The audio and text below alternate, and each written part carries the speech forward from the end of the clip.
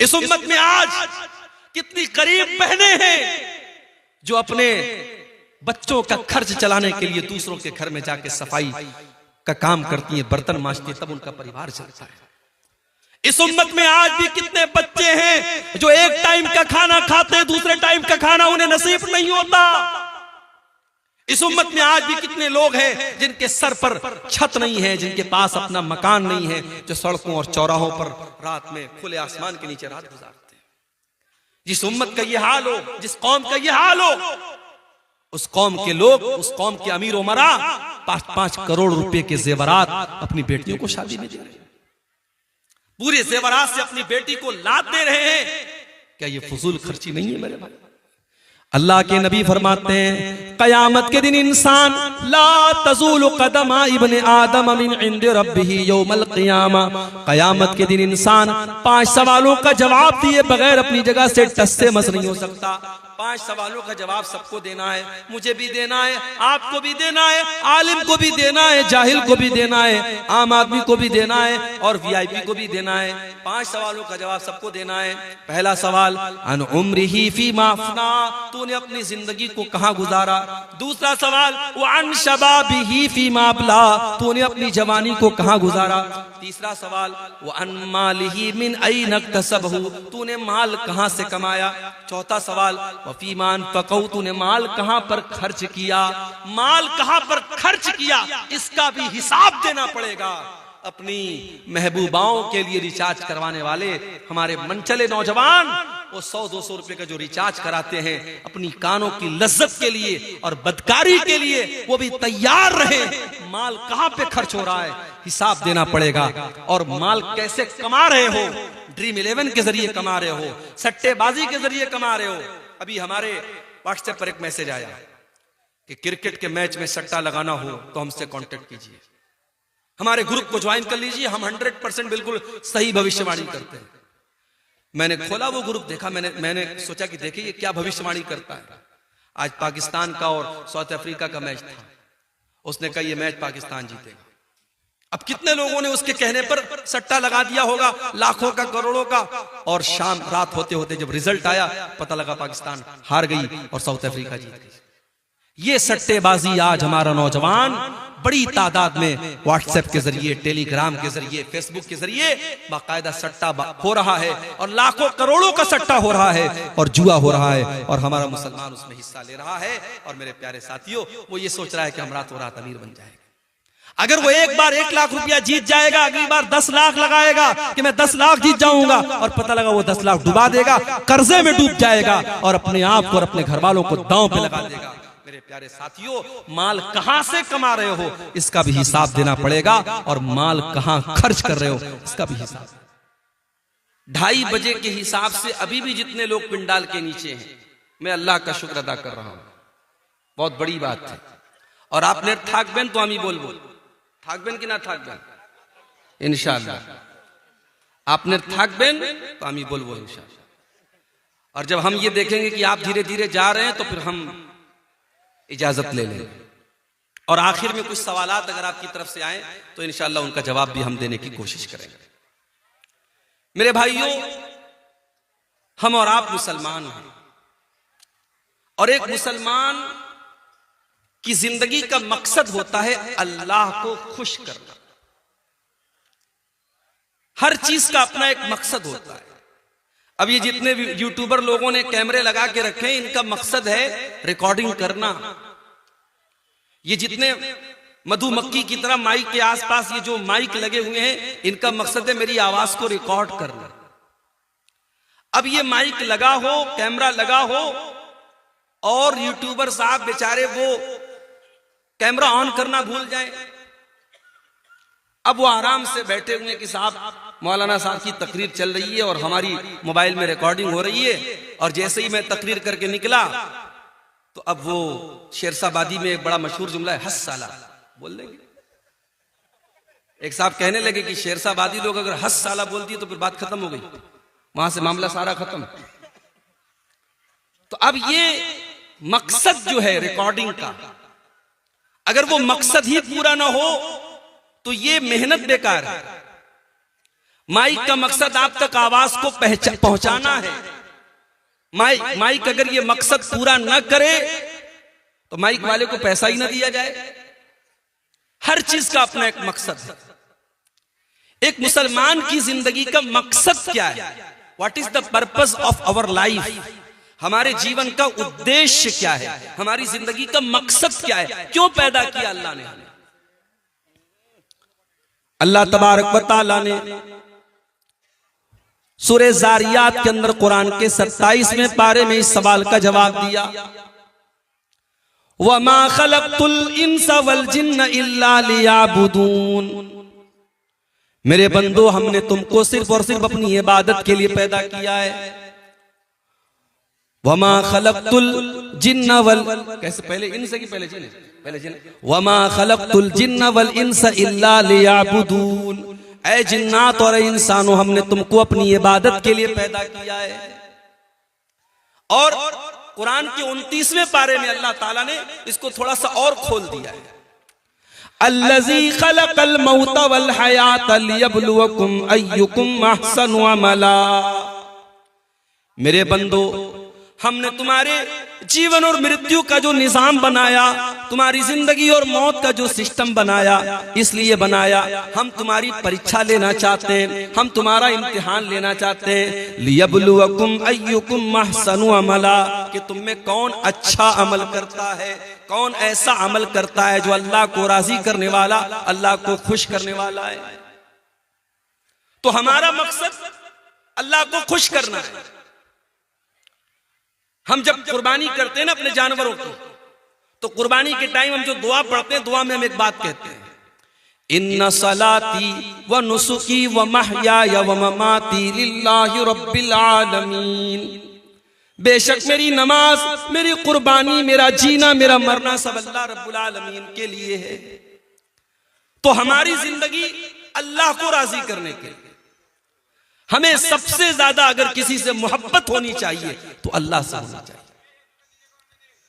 अगर हम अल्लाह से ज्यादा मोहब्बत अपनी औलाद से करते हैं, अल्लाह से ज्यादा मोहब्बत अपने माल से करते हैं, अल्लाह से ज्यादा मोहब्बत अपने रिश्तेदारों से करते हैं, अल्लाह से ज्यादा मोहब्बत अपनी शोहरत और इज्जत से करते हैं, मेरे प्यारे साथियों, ये भी अल्लाह के साथ शिर्क करना है। कुरान का दूसरा पारा उठाओ, अल्लाह फरमाता है, व मिनन नासि मन यत्तखिज़ु मिन दूनिल्लाहि अंदादन युहिब्बूनहुम कहुब्बिल्लाह। कुछ लोग अल्लाह का दर्जा दूसरों को देने लगते हैं, अल्लाह के बराबर दूसरों को ठहराने लगते हैं।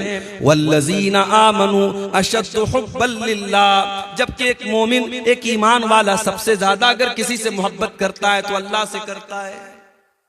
और अगर हम अल्लाह से मोहब्बत नहीं करेंगे, अपनी जिंदगी के मकसद को पूरा नहीं करेंगे, अल्लाह के दीन से पलट जाएंगे, तो वही होगा हमारे साथ जो फलस्तीन में हो रहा है।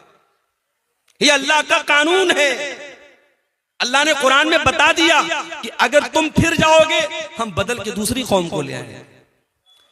या अय्युहल्लज़ीना आमनू मन यर्तद्द मिनकुम अन दीनिही फसौफा यातिल्लाहु बिक़ौमिन। ऐ ईमान वालो, अगर तुम अल्लाह के दीन से पलट जाओगे, अगर तुम अल्लाह के दीन से पीछे हो जाओगे, फिर जाओगे, अल्लाह ताला दूसरी कौम को ले आएगा और ऐसी कौम को लाएगा, युहिब्बुहुम व युहिब्बूनहु। अल्लाह उनसे मोहब्बत करेगा, वो अल्लाह से मोहब्बत करेंगे। अज़िल्लतिन अलल मोमिनीन, जो ईमान वालों के लिए बड़े नर्म होंगे। अइज़्ज़तिन अलल काफिरीन, और काफिरों के लिए बड़े सख्त होंगे। युजाहिदून फी सबीलिल्लाह, अल्लाह ऐसे लोगों को लाएगा जो अल्लाह की राह में जिहाद करेंगे। वला यखाफून लौमत लाइम, और किसी की परवाह नहीं करेंगे, किसी से डरेंगे नहीं। अगर हम अल्लाह से मोहब्बत नहीं करेंगे, हम परवाह नहीं करेंगे कि अल्लाह हमसे खुश है कि नहीं, अल्लाह हमसे नाराज तो नहीं है, अगर हम इस बात की परवाह करना बंद कर देंगे, अल्लाह दूसरी कौम को ले आएगा और अल्लाह हमें जमीन से मिटा देगा। और आज हम कायनात में ये चीज मेरे भाइयों हम देख रहे हैं। तो आज की तकरीर का मेरा मौजू क्या है? वो कौन सी ऐसी चीजें हैं जो अल्लाह को पसंद नहीं है, जिनका नाम लेकर के अल्लाह ने कहा कि ये काम मत करना, ये काम मुझे पसंद नहीं है, मैं ये काम पसंद नहीं करता, अगर ये करोगे तो मैं नाराज हो जाऊंगा। भाई मोहब्बत करते हो ना अल्लाह से, अगर अल्लाह से मोहब्बत करते हो तो फिर परवाह करनी पड़ेगी कि अल्लाह को क्या पसंद है और क्या नापसंद है। तो आज हमारी तकरीर का टॉपिक है अल्लाह को क्या नापसंद है। तो सुनेंगे इंशाअल्लाह, और सिर्फ सुनना नहीं है, इंशाअल्लाह अमल भी करना है। जितनी चीजें बयान की जाएंगी कुरान की रोशनी में और हदीस की रोशनी में बयान की जाएंगी, और नंबर से मैं बयान करूंगा। और मकसद यह है कि इन चीजों से हम अपने आप को बचाएं, जिन चीजों का नाम लेकर के अल्लाह ने कहा कि ये चीज हमें पसंद नहीं है। आइए कुरान का दूसरा पारा खोलते हैं। अल्लाह फरमाता है वक़ातिलू फी सबीलिल्लाहिल्लज़ीना युक़ातिलूनकुम, ऐ ईमान वालो तुम उनसे जंग करो जो तुमसे जंग करते हैं, तुम उनसे लड़ाई करो जो तुमसे लड़ाई करते हैं। वला तातदू, और देखो लड़ाई के मैदान में हद से तजावुज न करना, अल्लाह की बनाई हुई हद को पार न करना। इन्नल्लाह ला युहिब्बुल मुअतदीन, अल्लाह ताला हद पार करने वालों को पसंद नहीं करता। दुनिया वालों ने एक उसूल बनाया है। क्या उसूल है? Everything is fair in love and वार, प्यार में और जंग में सब जायज है। देखो आज जंग में क्या हो रहा है। एक तरफ हमास ने हमला किया इसराइल पर और 400-500 लोगों को मारा। मीडिया की रिपोर्ट्स ने बताया बच्चे भी मरे, औरतें भी मरे। इस्लाम के अकॉर्डिंग गलत है बच्चों को मारना, औरतों को मारना। जो जंग के मैदान में नहीं आया, जो लड़ नहीं रहा है, उसको नहीं मार सकते। अगर हमास के हमले में बच्चे मरे हम कंडेम करते हैं, अगर हमास के हमले में बेकसूर मरे हम मजम्मत करते हैं, हम निंदा करते हैं उसकी। मगर बदले में क्या हुआ? 500 के बदले में 7000 लोग अब तक मारे जा चुके हैं। मीडिया की रिपोर्ट के मुताबिक पूरा शहर गाजा तबाह हो चुका है। हॉस्पिटलों के ऊपर बमबारी हो रही है, छोटे छोटे मासूम बच्चे मर रहे हैं और दुनिया के कानों पर कोई फर्क नहीं पड़ रहा है। तो मेरे भाई ये जंग है। जंग में लोग कहते हैं सब जायज है, बच्चे मरे जायज है, औरतें मरे जायज है। मेरे नबी ने क्या फरमाया? मेरे नबी जब जंग के मैदान में अपने सहाबा को भेजते हैं तो क्या फरमाते हैं? उग़ज़ू बिस्मिल्लाही, जाओ अल्लाह का नाम लेकर के लड़ो। वक़ातिलू फी सबीलिल्लाह, और जाओ तुम अल्लाह के रास्ते में जाकर के लड़ो। वला तक़तुलू वलीदन, किसी बच्चे को कत्ल न करना। वला तक़तुलू शैख़न फ़ानिया, कोई ऐसा बूढ़ा इंसान है जो जंग के मैदान में लड़ नहीं रहा है, जो मैदान जंग से किनारे है, उसको खबरदार कत्ल न करना। वला तग़ुल्लू, जंग के मैदान में भी किसी के साथ खयानत मत करना, किसी के साथ धोखा मत करना, किसी के साथ फ्रॉड मत करना।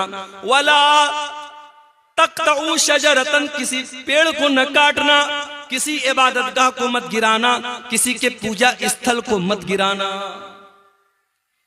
ये इस्लाम ने उसूल बताए। दुनिया का उसूल है जंग में सब जायज है, मेरे नबी का उसूल है नहीं, जंग के मैदान में भी सब जायज नहीं है। वही बात कुरान कह रहा है, ऐ ईमान वालों जब तुम अपने दुश्मनों से जंग करो, जब तुम अपने दुश्मनों से लड़ाई करो, वला तातदू, तो हद पार मत करो। अल्लाह ताला ने हर चीज की हद बनाई। इंसान जवान होता है, लड़का बालिग होता है, लड़की बालिग होती है। अल्लाह ने दोनों के अंदर जिनसी ख्वाहिश रखी है, सेक्सुअल डिजायर रखा है। मर्द को औरत की जरूरत है, औरत को मर्द की जरूरत है। अल्लाह ने इस ख्वाहिश को पूरा करने का जायज तरीका निकाह को बनाया। लड़का लड़की का निकाह कर दिया जाए, उनकी ख्वाहिश को सही तरीके से पूरा किया जाए।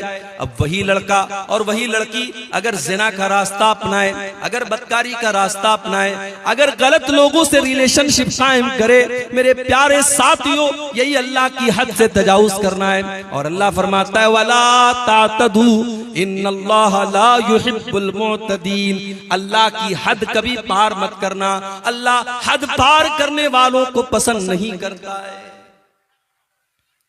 आपके इलाके में लड़कियों को हिस्सा देते हैं वरासत में? बोलो भाई, क्या लड़की बाप की वरासत में हिस्सा पाती है आपके इलाके में? नहीं पाती। मैं जानता हूं नहीं पाती है। क्यों? अरे हमने लड़की की शादी कर दी, जहेज लंबा चौड़ा जहेज दे दिया, अब क्या वरासत में हिस्सा भी दे? ये मेंटेलिटी है हमारी।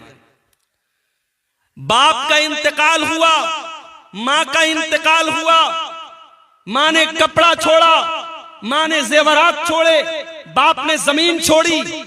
बाप और मां के उस सारे तरके में, सारी प्रॉपर्टी में कुरान कहता है जिस तरीके से बेटे का हिस्सा है वैसे ही बेटी का हिस्सा है।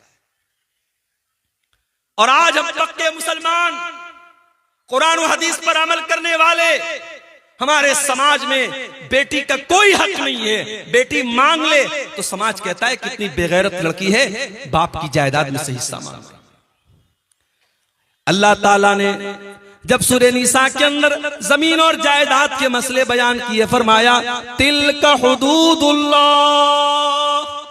ये मैं जो हिस्सा तरका बयान कर रहा हूं मेरे बंदो, ये अल्लाह की बनाई हुई हदें हैं, इन हदों को कभी पार न करना। ये अल्लाह का बनाया हुआ कानून है, अल्लाह के कानून को तुम कभी न तोड़ना। मेरे प्यारे साथियों, आप कार चलाते हैं, रास्ते में ट्रैफिक पुलिस वाले खड़े हैं, ट्रैफिक का नियम है कार चलाने वाला सीट बेल्ट लगा करके चलेगा, बाइक चलाने वाला हेलमेट लगा करके चलेगा। अगर कहीं पर सिग्नल है तो रेड सिग्नल होने पर गाड़ी आगे बढ़ाएगा और ग्रीन सिग्नल होने पर वो गाड़ी आगे नहीं बढ़ाएगा। ये ट्रैफिक के बनाए हुए कानून है। हमने ट्रैफिक का सिग्नल तोड़ दिया, हमने हेलमेट नहीं लगाया, हमने कार चलाने के टाइम सीट बेल्ट नहीं लगाया, कैमरा लगा हुआ है, ऑटोमेटिक कैमरा लगाए, कैमरे में फोटो आ गया कि जनाब आपने सीट बेल्ट नहीं लगाया, आपने हेलमेट नहीं लगाया। आज ऑटोमेटिक सिस्टम हो चुका है, आपके मोबाइल के ऊपर मैसेज आ गया, आप हेलमेट के बगैर गाड़ी चला रहे थे, 500 रुपए की पेनाल्टी लग गई। सीट बेल्ट के बगैर आप कार चला रहे थे, 1000 की पेनाल्टी लग गई। आपने सिग्नल क्रॉस किया था, 500 रुपए की पेनाल्टी लग गई। आज दुनिया वालों ने ट्रैफिक के कानून को तोड़ने के लिए पेनाल्टियां बनाई हैं, जुर्माने बनाए हैं। मेरे प्यारे साथियों, अल्लाह ताला ने भी शरीयत में बहुत सारे कानून बनाए हैं, बहुत सारी लिमिट्स बनाई हैं। अगर हम उन कवानीन को तोड़ेंगे अल्लाह हमसे नाराज होगा। अल्लाह पेनाल्टी तो नहीं लगाएगा लेकिन अल्लाह ताला नाराज होगा, और जब वो नाराज होगा तो फिर हमारा अंजाम बहुत बुरा होने वाला है। इसीलिए अल्लाह फरमाता है वला तातदू इन्नहु ला युहिब्बुल मुअतदीन, हो लोगो तुम अल्लाह की हद को कभी पार न करना, अल्लाह हद पार करने वालों को पसंद नहीं करता। आप जानते हैं एक मजहब है हमारे मुल्क में, जैन मजहब। जैन मजहब के लोग कोई गोश्त नहीं खाते, वो 100% शाकाहारी होते हैं। और इतना ही नहीं, वो जब चलते हैं तो मास्क लगा के चलते हैं। क्यों? क्योंकि उनका कहना है जब हम हवा में सांस लेते हैं तो बहुत सारे कीड़े मकोड़े और बहुत सारे जरासीम और कीटाणु हमारे सांस लेने से मर जाते हैं, तो हम मास्क लगा लेते हैं ताकि उनकी हत्या न हो। बहुत सारे जैन मजहब के जो उनके गुरु होते हैं वो नंगे रहते हैं, क्योंकि उनके मजहब के जो रहनुमा है उनकी तालीम है कि कपड़ा भी मत पहनो, नंगे हो।